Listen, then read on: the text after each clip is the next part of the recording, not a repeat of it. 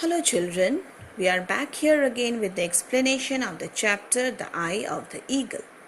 So last day I had explained you all till this part of the chapter where we find that Motu has been injured and Jay was supposed to take the herd of sheep alone for grazing. Now grandfather said that he would be assisting Jay in order to take the sheep up the meadow for grazing. For the next 2 to 3 days, we find that Jay did not find the eagle up there on the cliff. The eagle did not return back. Now Jay said to grandfather that he was afraid of the eagle. Why was it so? Because he had never thought that Motu would be injured so much by the eagle. So now he was afraid of it. Jay said that he wasn't so sure that the eagle will not return back anymore, because he had seen that it had returned back twice. Thus he knew that the eagle was not afraid of anyone. So the next day, grandfather did not feel well, and he wanted to take the sheep with him. But since grandmother told him not to go, grandfather told grandma to give Jay the stick which they had. Grandma, while giving the stick, told Jay not to lose it, since it was a gift from a wandering scholar who came to the tongue temple to Grandpa. It was a matter of pride for Grandpa, so grandmother told Jay not to lose the stick. Grandfather told Jay that if the eagle comes near you, just swing the stick and that should frighten the bird away.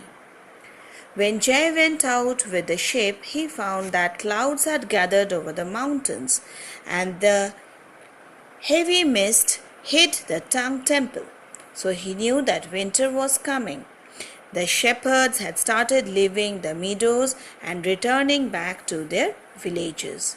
And very soon the golden eagles, the bears and the leopards will be returning back to the high range of themselves. Now, because of the sudden cold and the prospect of snow, grandmother had made Jay wear a rough woolen jacket and a pair of high boots. He wasn't used to it since he used to wear a slipper.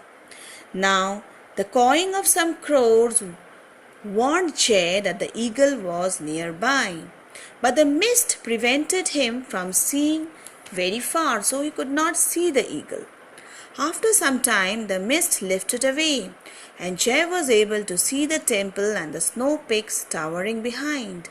He saw the golden eagle sitting far away on the cliff, and one eye of the eagle was kept to him, and the other eye on the flock. Thus he knew that the eagle had a target of the lamp today also. Then he suddenly saw that the great bird stooped down and flew lower.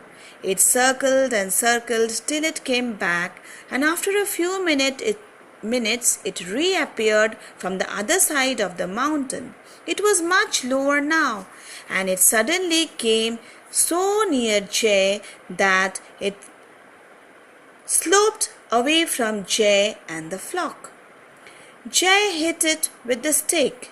It was flying quite nearer, only a few feet off the ground, and it was paying no attention to the boy. Suddenly, the bird paid a glancing blow, and Jay also bit it with his stick. The eagle missed its prey, and the tiny lamb skipped away. To Jay's amazement, the bird did not fly off. Instead, it again landed on the hillside and glared at the boy. The golden eagle stood almost as tall as Jay, and Jay was very afraid of it now. Its wings were still outspread, and its fierce eyes looked at Jay. Jay's first instinct was to turn and run away, but the cherrywood stick which was with him gave him strength. He ran forward with the stick, raised it above his head, and bit the bird. The eagle rose a few feet off the ground and struck out with its huge claws at Jay. Luckily for Jay, his heavy jacket took the force of the blow, and the bird gave a shrill cry of pain and fury when he got hurt with the stick. Then it turned and flapped heavily away, flying unsteadily because of his injured wing. Jay still clutched the stick because he expected the bird to return back now. But after some time, when it did not return back, Jay began to drive the ship home. The clouds had become heavy and he could not see at the back. So now the ship were bleating behind him and moving forward towards their home. One of the lamps showed a little tired and Jay stooped down to pick it up. Now suddenly he could feel a huge wing caught him across the shoulders and sent him sprawling. The lamp tumbled down the slope and into a thorny bilberry bush. The lamp fell down. This time Jay turned round. He saw that it was not the same eagle, but it was another eagle. He knew that it was probably the mate of the first eagle.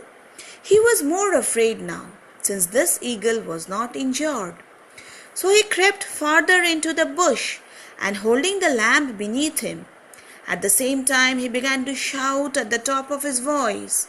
The rest of the flock was exposed on the hillside, and he knew that the eagle could turn round and carry them away. Even as the bird circled and came back in another dive, Jay heard a fierce barking. Who was it? It was Motu. Due to Motu's barking, the eagle immediately swung away and rose skywards. Motu, though he was injured, he could hear Jay's shouts from his home. He came limping out of his house, ready for the battle, and behind him came Grandma. She was banging 2 frying pans together so loud that due to the barking, the banging and the shouting frightened the eagles away. It was some time before the ship could all be rounded up, but then suddenly it started snowing heavily, and they all returned back home safe. Now Grandpa said that tomorrow we all must go down to Mako, the village where they used to live for the winter season. Now it's time we should go down, said Grandmother too. When they reached the hut, Jay saw Grandfather. He said, "Oh, I've forgotten your stick." Jay was very sorry then. But when he turned round, what did he see? That it was Motu who had picked up the stick and was carrying it between his teeth. He brought it home, sat down in an open doorway and began to chew it, and it gave him immense pleasure. So Grandmother did not take it from him. So what did Grandfather say then? Never mind that it isn't the stick that matters, it's the person who holds it that matters. So what do we see here? That the last line of the chapter is very important. The person who holds the stick matters a lot. So coming back here, when we go to the questions here for the reference to context, question number 1 and 2 we have done before. Question number 3, do not lose it, said Grandfather. What is the it being referred to? It is being referred to the stick.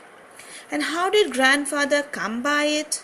It was gifted to Grandfather by a traveler who came to live at the Tongue Temple. Why was Grandfather giving it to Jay? Grandfather was sick that day and he knew that Jay needed some extra strength. So he knew that the stick would give Jay that extra strength to move forward. Question number 4. It isn't the stick that matters, it's the person who holds it. This is the last line of the chapter and it's very important. Who said this? Grandfather said this. Who was carrying the stick? Now, Motu was carrying the stick. How do we explain the statement? Because it belongs, the stick differs according to the person. When it was with Grandpa, it was a matter of pride. When it was with J, it was a matter of strength, and now when it's with Motu, it's a matter of enjoyment.